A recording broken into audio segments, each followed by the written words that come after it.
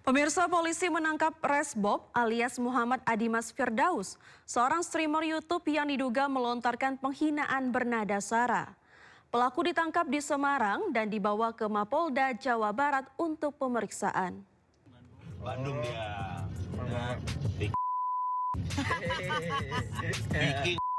King. Kata-kata hari ini, Bob. Dari potongan rekaman video live streaming, streamer YouTube bernama Muhammad Adimas Firdaus alias Resbob menyatakan kata-kata sara terhadap suku Sunda serta supporter bola. Selain itu, si perekam juga mentertawakan hinaan tersebut. Akibat video viral tersebut, warganet asal suku Sunda geram meminta polisi untuk memproses dan menangkap pemilik akun Resbob karena menyatakan ujaran kebencian terhadap suku Sunda. Setelah diselidiki, pelaku ditangkap polisi di Semarang, Jawa Tengah. Kemudian diterbangkan ke Jakarta untuk menjalani pemeriksaan di Polda Jawa Barat. Pelaku tiba di Bandara Internasional Soekarno-Hatta, Tangerang, Banten, Senin malam dengan dikawal di Ditres Cyber Polda Jawa Barat. Polisi telah memeriksa 2 orang diduga turut membantu pelaku hingga kabur ke sejumlah kota.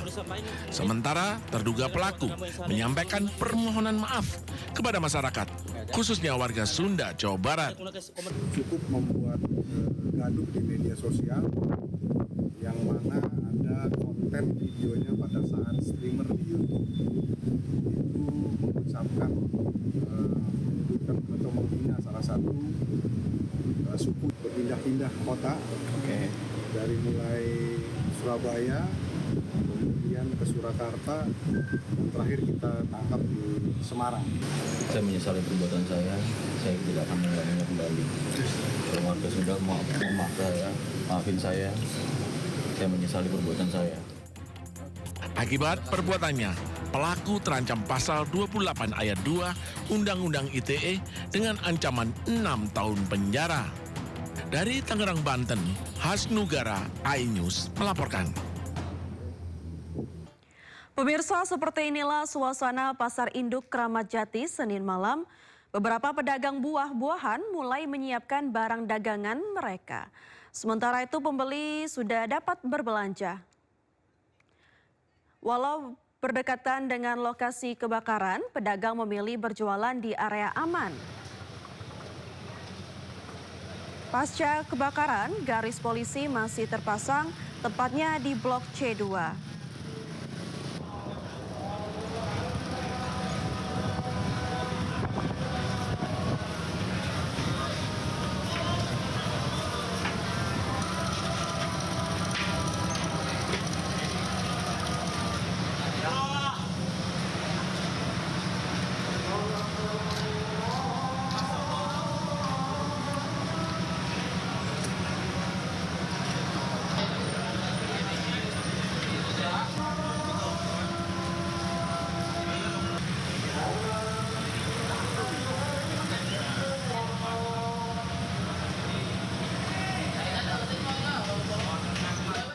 Sebelumnya pemirsa, pada Senin pagi kebakaran melanda ratusan kios di Pasar Induk Kramat Jati, Jakarta Timur.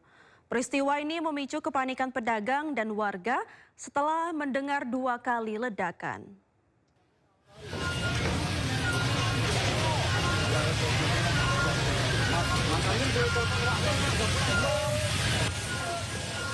Kebakaran melanda ratusan kios di Pasar Induk Kramat Jati, Jakarta Timur. Peristiwa ini memicu kepanikan pedagang dan warga setelah mendengar 2 kali ledakan.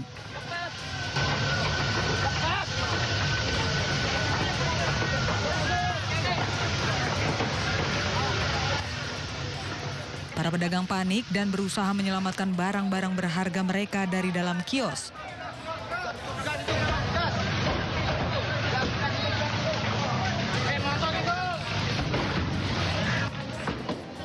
Kebakaran terjadi di sejumlah kios yang didominasi material mudah terbakar. Api diduga berasal dari kios pedagang plastik.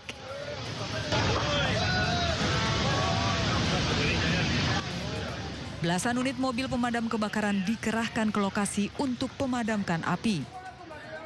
Petugas pemadam kebakaran berjibaku bersama pedagang berusaha memadamkan api. Konsleting ini ya. Iya listrik. Api berhasil dipadamkan 1 jam kemudian, belum diketahui pasti penyebab kebakaran. Tim Liputan iNews melaporkan.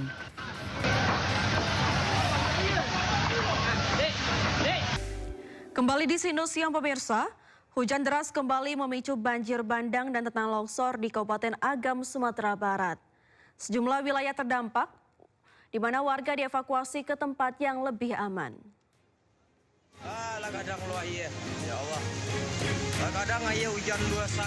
Warga merekam detik-detik terjadinya banjir bandang atau galodo yang menerjang permukiman warga saat hujan deras kembali mengguyur Kabupaten Agam, Sumatera Barat.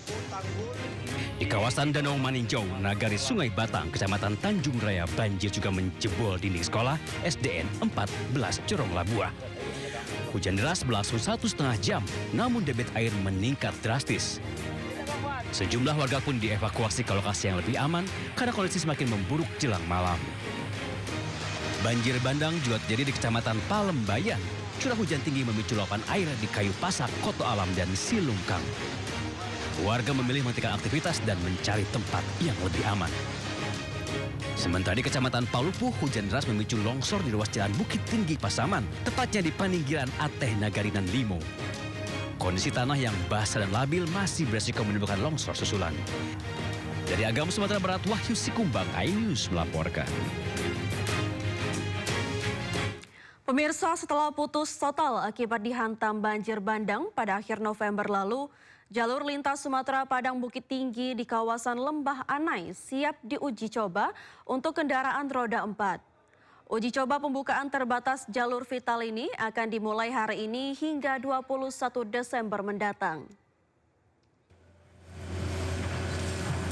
Dalam penanganan banjir bandang di Sumatera Barat, Kementerian Pekerjaan Umum mencatat ada 31 jalan dan 12 jembatan nasional yang terdampak.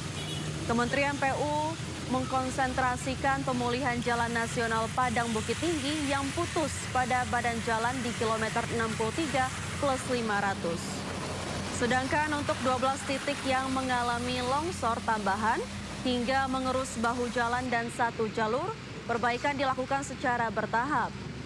Saat ini kendaraan roda 4 dan roda 2 sudah bisa melintas di kawasan Lembah Anai meskipun harus melalui uji coba dari 16 Desember hingga 21 Desember, pukul 4 sore hingga 9 pagi. Sesuai hasil pembahasan pada asesmen, maka dapat disimpulkan mulai besok tanggal 16 Desember 2025, kita sudah bisa mulai melakukan uji coba pembukaan fungsional jalur Lembah Anai untuk 6 hari ke depan, yaitu dimulai tanggal 16 sampai dengan tanggal 21 Desember 2025. Adapun fungsionalnya adalah fungsional terbatas. Masih ada kekhawatiran kita melihat kondisi jalan saat ini. Tapi mudah-mudahan karena dalam masa pengerjaan, kita harapkan ini semakin lebih baik lagi. Dan untuk sampai saat ini kita sangat berterima kasih kepada segenap para petugas dan pihak berwenang. Pengerjaannya sangat signifikan dan masyarakat merasakan manfaatnya yang begitu besar. Tentu harapannya ke depan lebih baik lagi agar seluruh pengguna jalan bisa lebih aman dan terjaga